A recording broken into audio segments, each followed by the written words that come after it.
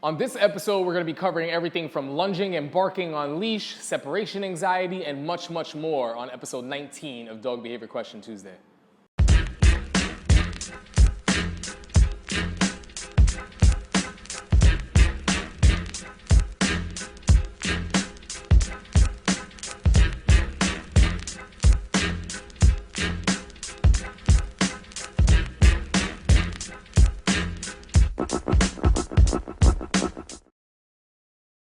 What's up, guys? This is Blake Rodriguez with Dream Come True Canine, and this is episode 19 of Dog Behavior Question Tuesday. As always, we are a day late. Today is Wednesday. This should air on our YouTube channel late this evening around 1 a.m. or so. We're going to jump right into it. I'll let you know kind of what we have going on right now. Pretty nice group.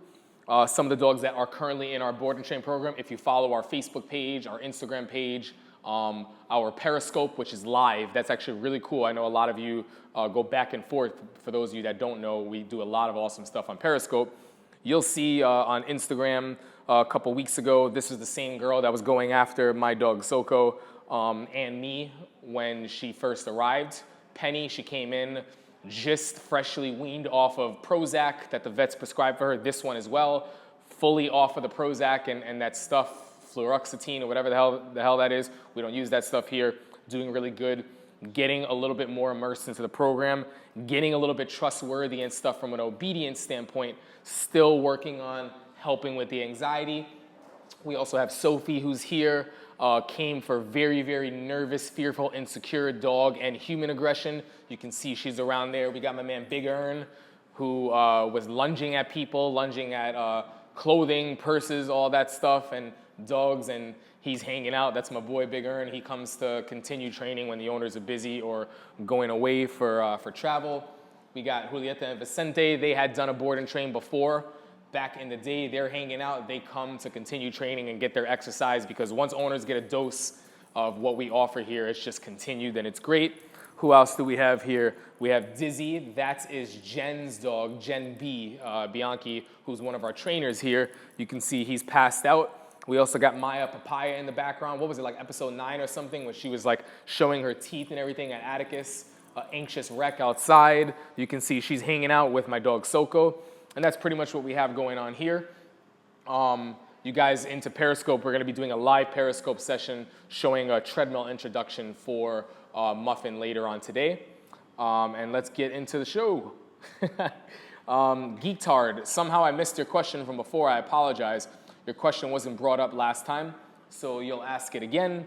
Your Roddy gets really anxious, and if someone else walks him while you walk another dog or play with another dog, or that's when it happens. He doesn't have separation anxiety otherwise, and is really obedient. Any thoughts? Yeah, sometimes when you have a dog that's, when you have a dog, good, that is used to doing everything with you, it's really, really difficult when they don't get the practice to do things without you. So what I would first start saying is before you're handing it off to a stranger or somebody and then jumping into, interacting with another dog, I would practice working on place work inside the house in a more sterile environment and having your dog hold a position while you go to make their food, while you go to make yourself ice cream, while you're engaging with another dog, and let your dog learn how to do that. Eventually, the next step is making sure that that human that you give them to, that you give your dog to, is capable to actually correct and say, don't worry about them. When I have the leash, you're with me. Focus on what we're doing. And if your dog has a balanced lifestyle throughout, a correction is very understanding to the dog. And the dog's like, oh, okay, I can take direction from you. I'll give you a really cool story. Back, I guess it was in 2011 or so, maybe 2011, I went to work with Cesar Milan at his training center in California. And we were doing a pack walk, and I was the one walking the dog. So I had about maybe 9 to 11 dogs walking in my hands, and he was like, all right, you're gonna start passing that to the next person that wants to walk. So I went ahead and I gave him to every dog that was walking fine, one hand, right? Walking perfect. I went ahead and I passed it on to the next person, and little by little, the things that I wasn't The things that I was doing that they weren't, catching any sign of concern of their owners being back there, showing them basically this is what you got to focus on, turned into dogs getting worried. And before you knew it, it went from this and this, 9 dogs that were walking perfectly, to about 8 out of 11 dogs, I'd say, that were full out trying to pull to get back to their owners because the person that had the leash wasn't confident enough to say, this is what we're doing, don't focus. Caesar saw that, he ran up, grabbed them, and the same group of dogs, a little bit of touches, boom, we're doing this, don't focus on them, and they were totally different dogs. So that human needs to also be kind of willing to give direction and say, listen, I know that's the one that's normally your captain, but right now you need to trust that you can take direction from me. So before we put all the responsibility on that human, let's make sure that your dog is used to doing that when you're around, right? Meaning you're able to have him or her on place while you're working with another dog, no problem, or even working that dog for food. That's very important.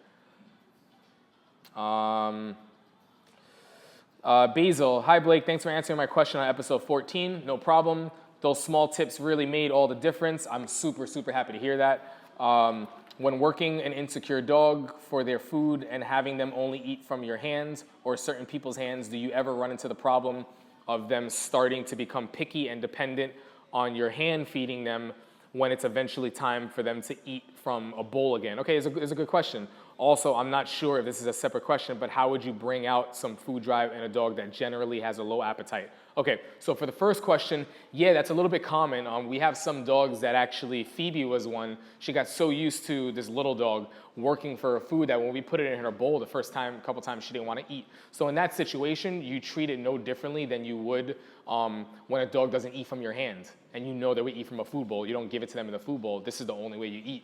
So what happens is you give it to them, give them 10 minutes, they don't eat it, take it away, right? And then don't give it to them in an hour or at lunchtime or in a couple of hours, wait until dinner time, you give it again. And you stay on that routine, eventually the dog's gonna eat. Because if it's only a food bowl that's holding the dog back, then the dog will figure it out. The dog's gotta eat at some point. Now to answer your second question for a low appetite, cut back on all the other treats, cut back on everything else, cut back on your dog eating from the bowl and all that stuff. Dog only eats from your hand, period. The drive will come, right? 100% the drive will come. A dog will start regularly eating for your food. Now, there are some situations where you might not have a super, super gun-ho drivey dog, but you have a dog that knows to come for you for food. So you won't have a problem with that. You just have to stay consistent. A lot of times people try to work a dog for the food, the motivation's not there, and they go, well, yeah, we worked, she took a little bit, and then we put the food bowl down and she ate it after. You're never gonna have a dog that is eager to do that if they know they're gonna get it anyway. I'm not gonna be eager to work overtime if I know I'm gonna get paid time and a half whether I work overtime or not, right? So that's basically the concept. Let's see what else we have here. Trudy, Phoebe and Darcy actually just went home. So we have some catching up to do. You have the tough part now. You're learning how to readapt to the new lifestyle and everything before our go home session, which I'm really, really looking forward to. But your question here, I have a question unrelated to my pup's aggressive behavior. Do you have any suggestions on how to successfully transition a dog from canned wet food to dry food? And believe it or not, we actually did it with your dog. So you came in with dry food, with treats, with wet food, with this and everything. And it was a very specific, we give them the dry and then we give them this spoonful and this is the only way they eat this. And then we give them the soft if they don't like this. What we did from the very beginning, they came in dry food only. Wet food, we didn't even touch it. And the wet food was because they needed to take their meds or they needed to swallow this. You went home with every bit of the wet food. So assuming that you're not having your dog on crap food like Hills or Science Diet or something, and it's a healthy food, a healthier kibble, even though all kibble is processed, what you're doing is the dog is only eating from there, and you're not feeling bad if they miss a meal, because there's a very big difference. There's a difference from withholding your dog's food versus you giving them 1 to 2 opportunities a day, typically 2, to eat. If you're regularly giving them 2 opportunities a day and it has to come from you, you're not withholding the food. They're the ones that are opting out. And as long as you're being fair about it, they'll catch up. They'll catch on really, really quickly, I assure you. So that's actually easier than people might think. Let's see, Catherine with Harvard, your shirt is awesome standing next to these dogs. That was for, what picture was that? Oh, prove people wrong? Yeah, definitely. Thank you, I appreciate that. Steph Sutherland. So here you go. She's not ready for front row, Sophie, but she is in the back, right? So she's chilling out. This is her first dog behavior question, place appearance, his first and her first. So this is a big deal right now. A lot of dogs that have human aggressive issues, and they're all here, so that's freaking awesome. Let's see what else we're looking at. JD, big fan of your work. Please help me understand my dog's behavior. She's a 3-year-old pit bull, and on walks she barks and lunges at other dogs and makes this high-pitched screaming sound. It's very embarrassing and frustrating because I walk her daily, so walk shouldn't be anything new to her. I believe it to be fear-based because when we were in a group setting with other dogs, like a training class, she has her tail between her legs, and when she meets dogs, she tries to crawl under them. I feel like I have another dog at the end of my leash when in a group. She goes from 0 to 100 in a blink of an eye, so it's hard to get her under control once she is locked in on something. I use a prong collar, and she is good on our walks until she sees another dog. Please help. She wasn't always like this. I don't know what changed. All right, I'm gonna go ahead and say that's exactly what you have here in this dog. So keep tabs on our Facebook page with Penny. Penny is the dog that you'll see this about a week or 2 ago, 2 weeks ago. We have an Instagram post where you see how she was. We walked her. We're still working on her walks and getting her to focus. It's fear, anxiety related, unsure to the point where it's become a habit. So what you need to be doing is a lot more calming exercises, a lot more duration exercises. I'm gonna post something on our Facebook page tonight that shows the impulse control work that we're doing with her in here and how we're gonna be using that to transfer into more real world situations on the walk. One of the things that I suggest, getting your dog better on leash. A lot of times people say that the walk is better when they put their dog on a prong, but the dog is still walking on pressure. You must make sure your dog is not walking on leash pressure at all, even though the dog is walking better. You must make sure that when you apply leash pressure, you're doing it in a way that guides the dog's head, even if the dog is ahead of you, not pulling back. Guide the dog, know how to manipulate and really steer that dog. That's a must. Then I would highly suggest, if you have a dog that is that difficult, and to be clear, we train dogs in remote collars whether they're difficult or not, but when they are difficult, it's that much easier, right? Train a dog on a remote collar properly, soft stuff, teaching a dog what to do way before you teach a dog what not to do. That's important. And you're doing it in a way where you're teaching leash pressure is the start to recall, come over here, learn how to turn away, get the dog consistent with low-level stuff, and little by little push the limits and the boundaries where you can work at a greater proximity with dogs or something being there. Instead of trying to drive by it, get the dog to see and then maybe take a wide turn and continue walking that way. So when she wants to focus and look back, you can control the head without the whole body facing this way and going against leash pressure. Does that make sense? So that's really important. So you need to make sure. Anything you want to add to that, or you? No? All right, he's over there on his phone. I can tell because when I got up, the camera didn't go with me. So he's, he didn't even realize until I told him that. Hey, what's up, buddy?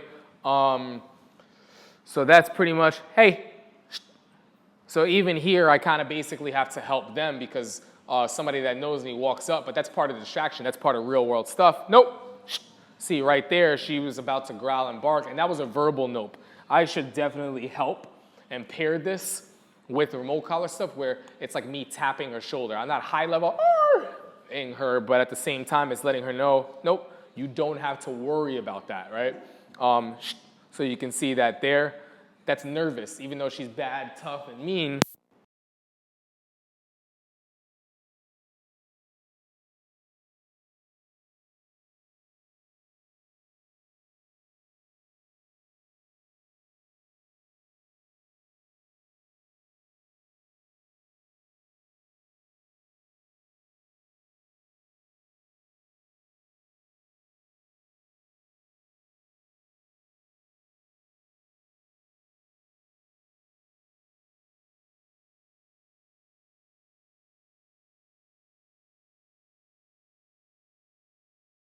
Boom. We're back.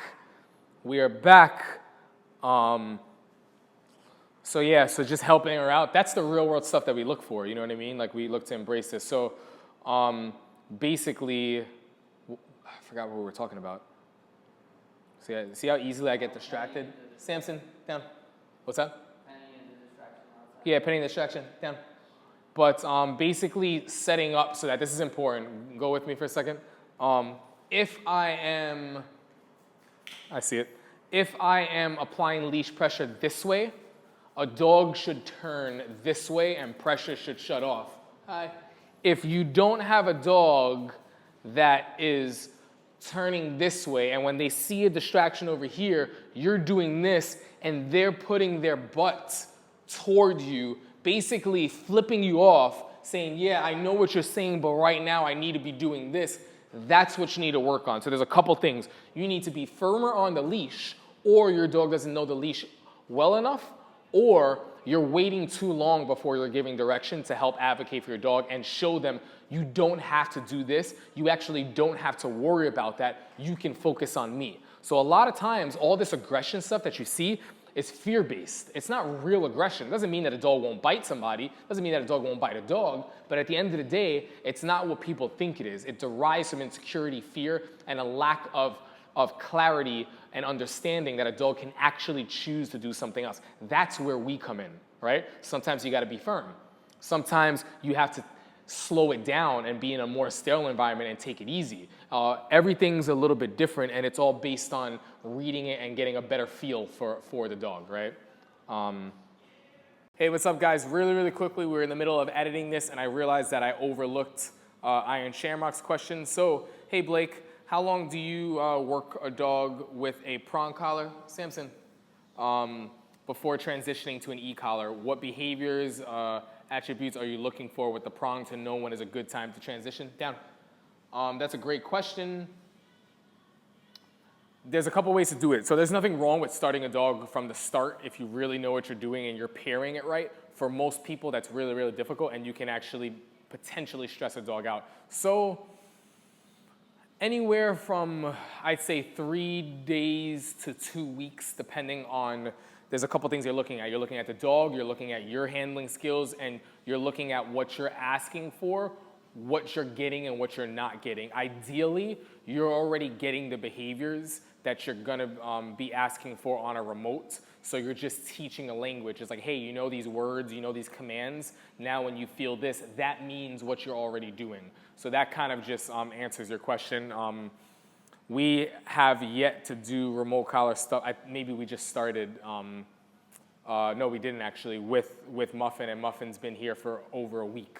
So that just kind of lets you know we're doing stuff with her. We typically wait about a week. The first week is just working the dogs, and then we go into it. The reality is you can jump into it if you know what you're doing, but most people don't. So we just slow it down. It's easier for the clients, easier for the trainers, and that's pretty much it. All right. So that's where that is. Hopefully that helps. And you know what? That actually is everything for episode 19 of Dog Behavior Question Tuesday. Please, please, please share this, spread the word if you think this can help. The way that you get your questions in for this and get them answered is through our Instagram page. Every either Friday, Saturday, or Sunday, we post a Ask Your Question Here post where you can ask them there, we get them answered here. We are doing awesome stuff on Periscope as well as our Dream Come True K9 Facebook page. Everything as far as the names are the company name Dream Come True K9. All right, guys, till next week.